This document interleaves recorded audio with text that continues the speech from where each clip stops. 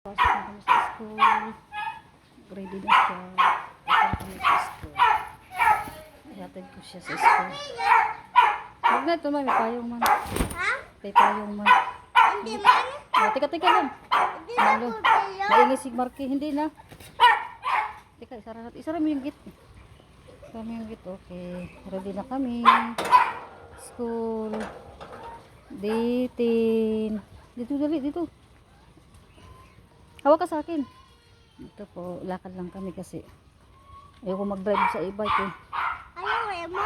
Ayoko. Takot? Hindi naman.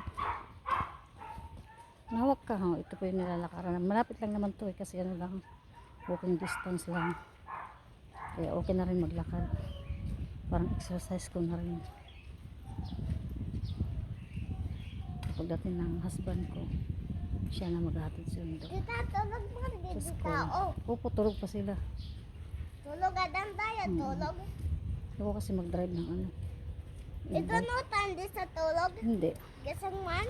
Ano po gising. Ayan po dito. Dito po kami nakatira. Ito po yung paligid. Ayun po yung Hindi park. pa tulog tao, tulog. Opo. Ayan po siya. Oh. Tika lang nak.